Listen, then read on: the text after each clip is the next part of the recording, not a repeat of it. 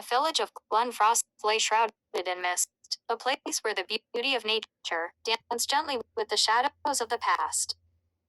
2 days before Halloween, the villagers busied themselves with preparations for the evening of costumes and candy. But beneath the festive air, an ancient fear began to stir. Among the villagers, there was a small group of friends: Lily, a kind-hearted girl with auburn hair; Tom, a brave boy with a wild imagination; and Sarah, who loved spooky stories; and Alex, the wise one who often took charge. They often gathered around a fire at the edge of the forest to share tales of mythical creatures. However, this night, Sarah leaned closer to the fire, her eyes glinting with mischief. "Have you heard about the werewolves?" she whispered. A chill ran through the air as Tom shook his head, eager to hear more. Legend says that once every 100 years, they rise up on Halloween near the full moon.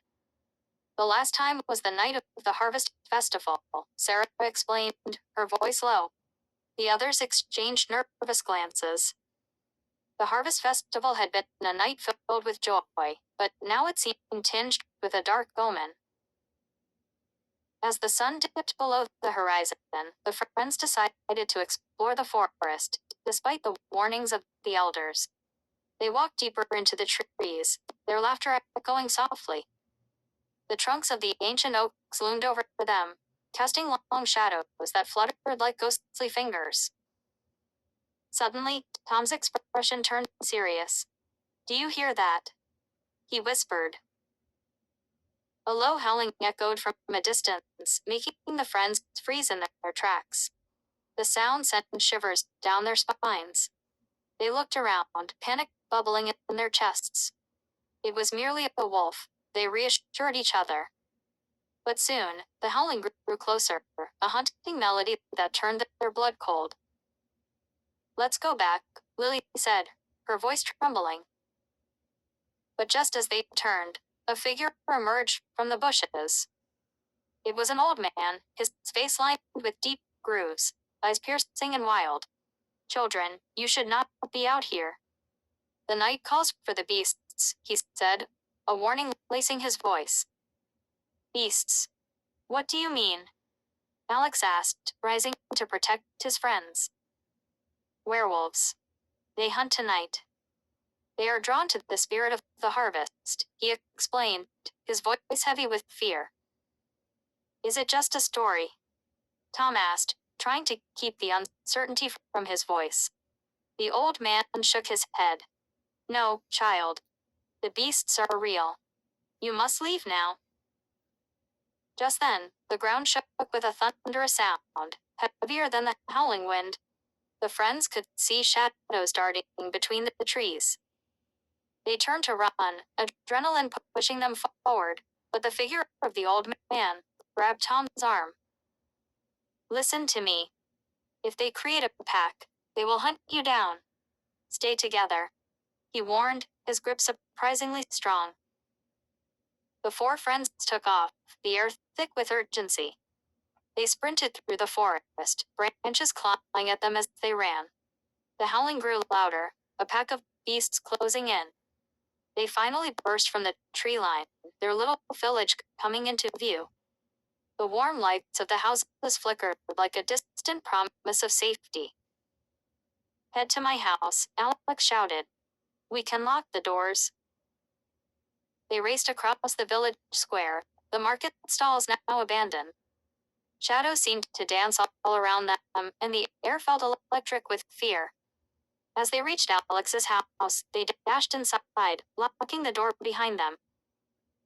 Alex's father had always been interested in legends. The kids frantically searched for anything that could help. On the shelves, they found a heavy book about old Scottish myths. They flipped through pages, desperate for an answer. "Here," Sarah exclaimed, pointing to a drawing of werewolves.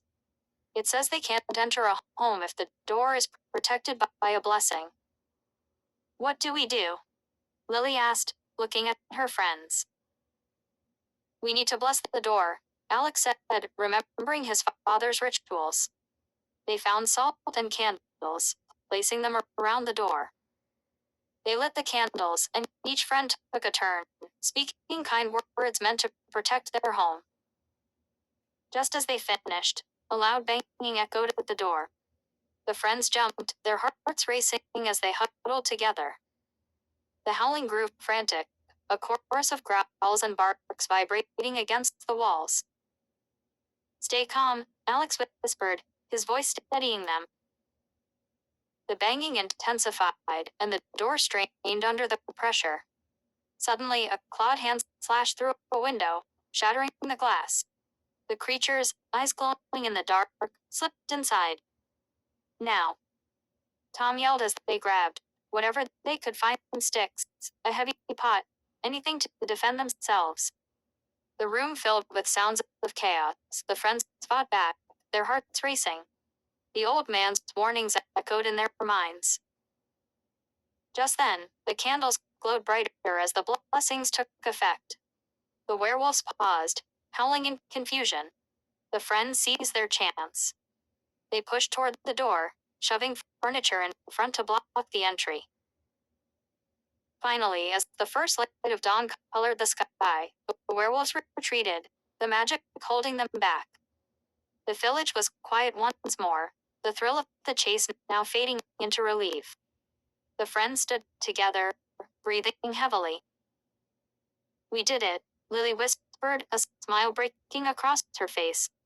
"Together," Alex added, glancing at each of his friends. As the sun rose on Glenfrost, the village shook off its nightmares, but the memory of that night remained. They had faced their fears and learned that courage comes not from being unafraid, but from standing together against the dark.